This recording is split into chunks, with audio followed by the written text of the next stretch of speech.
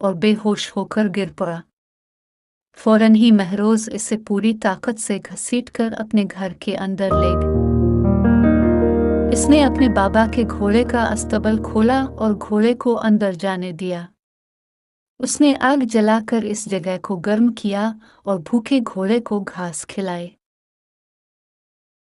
फिर वो भागती हुई कमरे के अंदर गई, जहां उसने शहजादे को चिमनी के पास बिठाया था। इसके मुड़े हुए गुलाबी होंठों पर बर्फ का खाका बना हुआ था। इसके रेशमी बालों की तारें बर्फ से मजबूती से घुमाई हुई थी। इसकी सुर्ख हथेलियां ठंडी हो चुकी थी। शहजादा बहुत कमजोर लग रहा था। उसकी सांसें जमने लगी।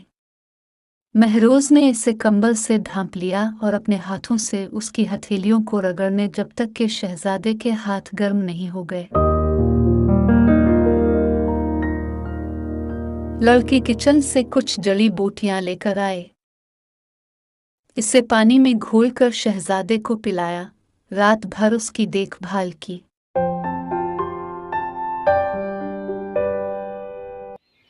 अगली सुबह एक चमकदार धूप वाला दिन था। सूरज की रोशनी ने तमाम बर्फ को पिघला दिया। जैसे ही शुआएं खिड़की से गिरकर शहजादे के जिस्म में दाखिल हुई तो वो बेदार हो गया। वो खुद को सेहतमंद और मजबूत महसूस कर रहा था। फिर इसकी नज़र पास पड़ी दिलकश हुसैन पर पड़ी। शहजादा इस खूबसूरत सोती हुए मासूम सी लड़की पर अपना दिल हार बैठा।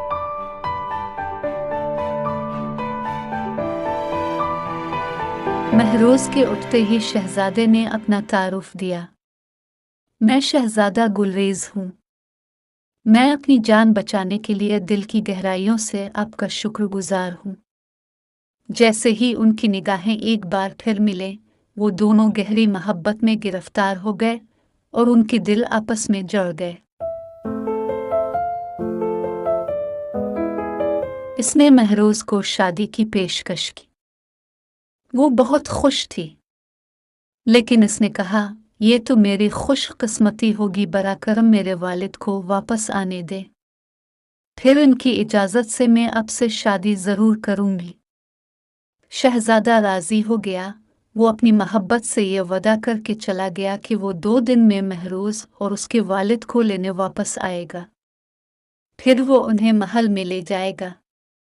गांव से निकलते हुए इसका घोड़ा महरोज के बाबा और उनके घोड़े के सामने से गुजरा और रूबी की सुर्ख चमकती शुआएं इस पर पड़ी। सुर्ख बत्ती इसके जिस्म को छूते ही शहजादा और उसका घोड़ा पत्थर बन गया।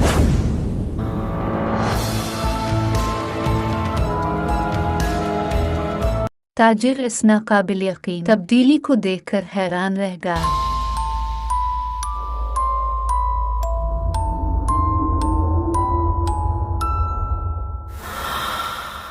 वो हैरानी और गमगीन अंदाज में घर पहुंचा। महरोज ये देखकर बहुत खुश हुआ कि इसके वालिद आखिरकार घर पहुंच गए हैं।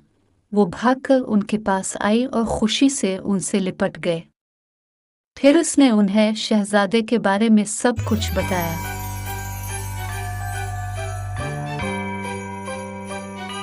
जफर का दिल खुशी से भर गया। फिर अचानक उसकी खुशी गम में बदल गई जब मारोस ने शहजादे और उसके घोड़े का हाल बयान किया। तब उसे एहसास हुआ कि पत्थर का हो जाने वाला नौजवान लड़का और उसका सफ़ेद घोड़ा कोई और नहीं बल्कि इसकी बेटी की मोहब्बत है। तभी इनकी परेशानी के दरमियान जंगल की परियों की रानी नमूदार हुई। इसने जादुई किताब का राज बता दिया कि जिसको जादू की किताब मिल जाती है, इसकी एक ख्वाहिश पूरी हो जाती है, लेकिन अगर वो जंगल की कोई चीज़ ले जाए तो वो ख्वाहिश वापस ले ली जाएगी। मोहब्बत जुदाई में और खुशी गम में तब्दील हो जाएगी।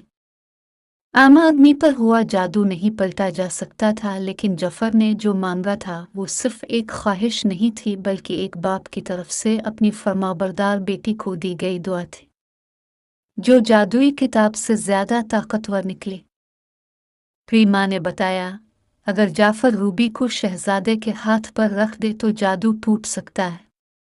सौदागर पत्थर के शहजादे के पास पहुंचा। जैसे ही इसने रूबी को इसके हाथ पर रखा, शहजादा और उसका घोड़ा वापस जिंदा हो गए और रूबी गायब हो गई। वो वापस जंगल के खजाने में चली गई। वालिद की दुआ इतनी ताकतवर होती है कि ये जंगल की हिकमत को भी शिकस्त दे सकती है, उनके रिश्ते को मजबूत और उनकी मोहब्बत को गहरा कर देती है। आखिरकार वो सब महल में पहुंच गए।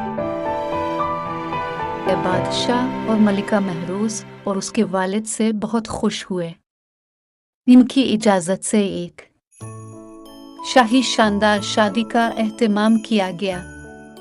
महरूज और शहजादा गुलरेज की शादी बड़ी ही धूमधाम से करार पाया। जैसे ही शाही बाग पर सूरज गुरूब हुआ, उसने नौब्याहता दूल्हे को अपनी सुनहरी चमक में नहला दिया। उनकी मोहब्बत ने जादुई मंत्र को फतह कर लिया था और वो हमेशा खुशी से रहते थे, क्योंकि मोहब्बत हमेशा रास्ता तलाश कर लेती है।